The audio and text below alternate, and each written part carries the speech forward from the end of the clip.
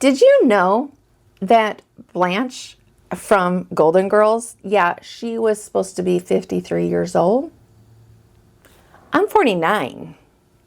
Like, that's just, in the 80s, I feel like 50, women in their 50s, like more was supposed to look like grandma, like somebody in their 80s. All right, are you ready for this if you don't remember? So Betty White, she was actually 63 years old. The character that she was playing was 55. 55. Dorothy, that character, she was supposed to be between like 53, 55. Blanche, her character, that character is supposed to be 53. Isn't that insane? I mean, I remember watching that show and thinking that I would have guessed that they were way older than that. I don't know. I mean, it's been a while since I've seen it, but wouldn't you think the same thing? Isn't it crazy now to think that like early to mid 50s is what they were portraying?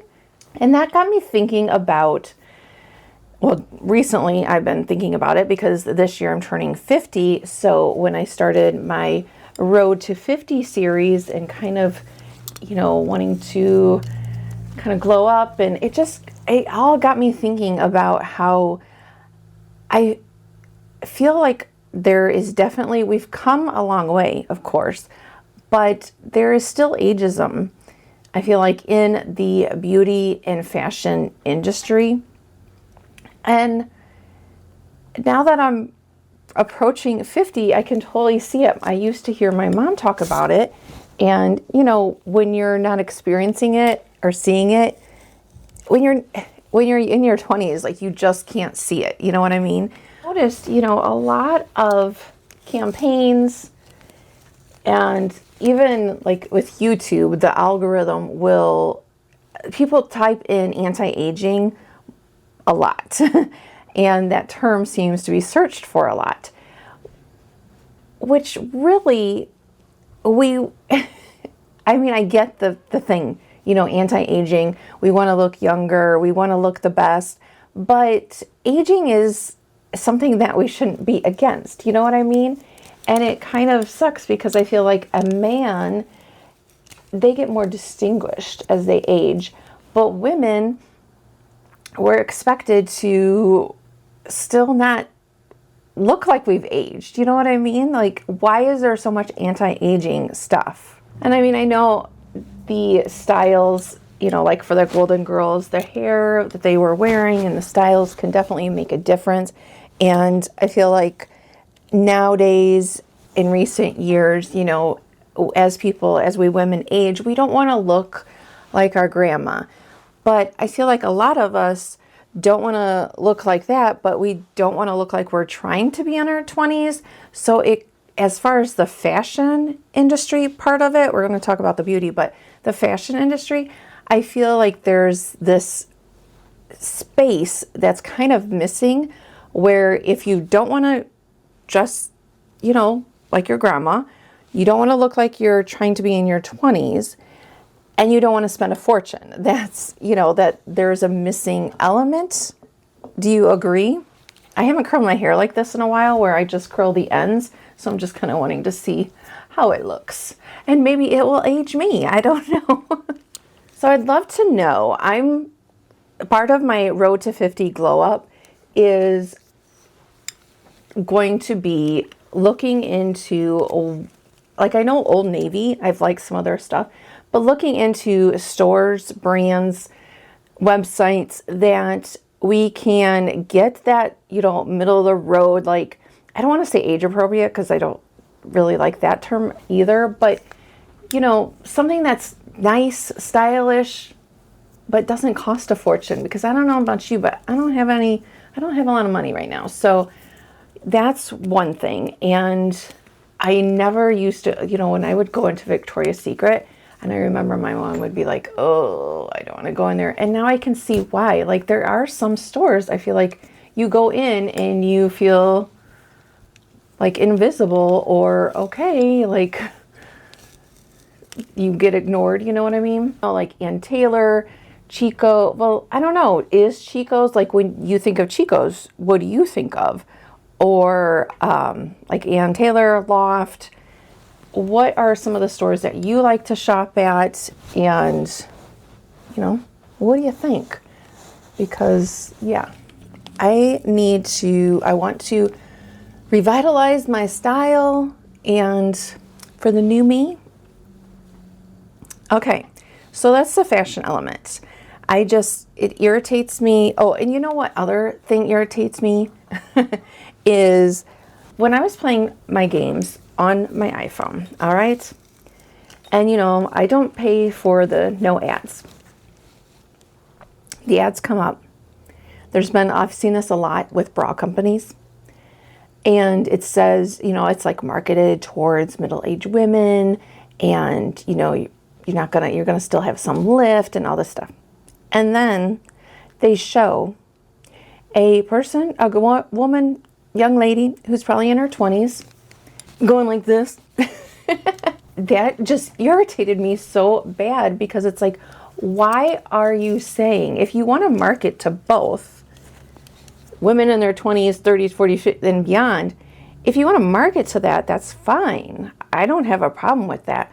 But when you're doing your campaign and your advertising, and that target market for that ad campaign is going to be women in their 40s or 50s, somehow show a woman in their 40s or 50s, not in her 20s. You know what I mean? Does that drive anyone else crazy? And like, even in home goods, my mom was looking for a new mattress. She saw one of these ads and for the mattress company, and it only showed like young, probably in their 20s, like jumping on the mattress, wow, you know, so much so that she was like, is that brand only for like younger for some reason, you know? And it totally turned her off. She was like, well, I'm not even going to look at that brand to purchase because it annoyed her. So I don't know if you've had that experience where it almost like turns you off from the brand. Getting into the beauty. I just get so sick and tired of like, okay, and I'm not saying all brands are, because I do have some brands that I feel like, yes, are doing it right. But if you're saying that an eye cream is going to take care of crow's feet, or something's going to take care of, like, help with the 11s lines or forehead lines, then show me someone who has the lines and the wrinkles. When I was in my 20s, okay, yeah, maybe I had a little bit, but barely anything. So of course the product, if you put on a cream on somebody who's in their 20s with, and no shame to 20-year-olds, I'm just saying that. But if you put on the cream on her face, of course it's gonna look good. But that's gonna make me think personally like, oh, okay, well, number one, it's either gonna make me think, well, okay, they don't stand behind their product enough to really show it on a older woman, or it's just gonna irritate me. And again, like, I don't know, maybe, what do you guys think? What do you think? I wish I knew somebody that worked in in advertising, because I would love to know if a brand, if they have a product and they have done an ad campaign with that product for somebody, and they just showed a model in their 20s, and then for the same product, they did an ad campaign where they showed somebody in her 40s or 50s. Did the 20-year-olds campaign sell a lot more? I have like answers in this video, although I do have some brands that, like I mentioned, that I think is targeting us and doing good. But it's just, I just more wanted to get your opinion. Like, does this drive you crazy too? And what can we do about it? I think highlighting brands that are targeting us right and made for us, and actually using real women, I think that that's a step in the right direction, right? What else do you think? Is there anything else that we can do as consumers that you think to help change this? Or do you think that it's just never going to change? It's always going to be how there'll be the brands that are going to market and feature older women is just always going to be smaller than the ads that have younger people. Like, what do you think? Now I for some reason, I have not had, this is a side note, I have not had Hairspray in a while. I don't know why, but this is from Garnier, the Sleek and Shine Hairspray. It's supposed to hold, it's got natural bamboo extract. It's the ultra strong hold and fizz protection. So what I used to do a lot is spray my okay. Side note. I talked about in a previous video how my hair has changed as I've aged, and my hair used to hold a curl insane. Like, it would hold it. But as I've aged, I realized that unless I'm using like this kind of curling iron, not the Hairspray of our day back in when I was in high school and spraying all the hairspray and it stunk so bad. No, this Hairspray actually smells good. And it doesn't feel like crunchy or anything. You know how they used to do that. Feel crunchy. Okay.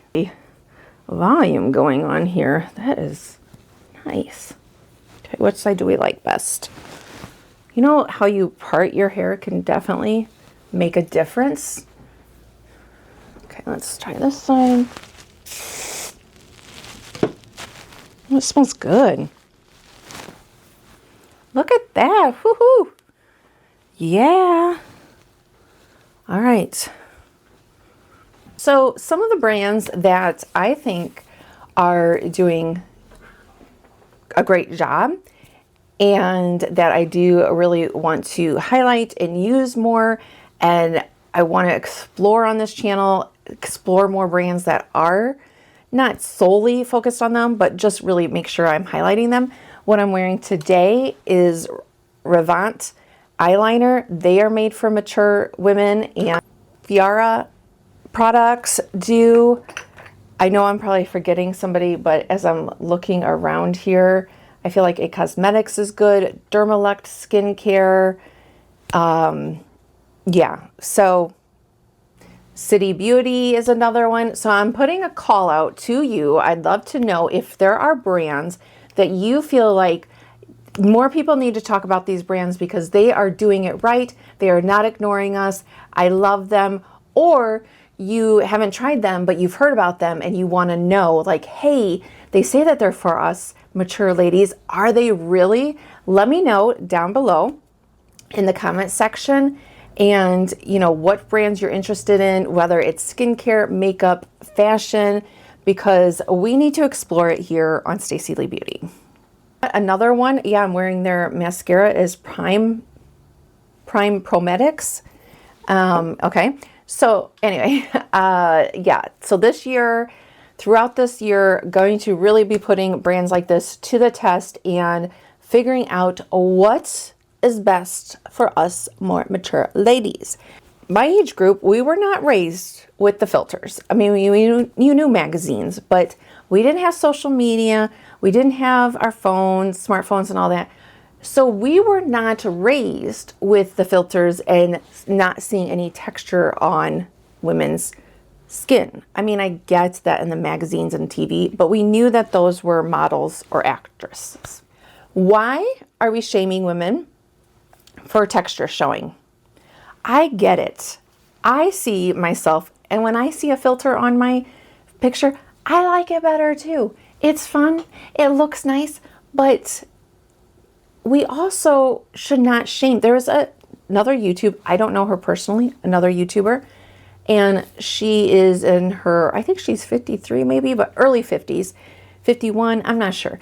But she was talking about on one of her stories that people, other women, were commenting on how much texture was showing on the video and how much texture in her skin they were seeing. Can we normalize that women have texture? That with the lights and stuff, that sometimes it diffuses the texture, even if you're not using a filter or anything. But it's normal. Like, even if we're going for that like smooth look, I feel like we still should not be shaming other women for having texture. Do you agree? Yes, there's things that are aggravating with it. Our lashes get smaller, our lips get thinner, our eyebrows get thinner. But aging is also a wonderful thing because we're here. So let's be pro-aging. Let's celebrate our aging. And we just want to look and feel our best at whatever age we are. So I hope that you will hit that subscribe button. Join me here as take my road to 50. Even if you are not turning 50, maybe you're past that, but it's just more about this journey of really finding together what is going to work for more mature skin and a more mature body. Thank you so much for watching, and I will see you on Thursday.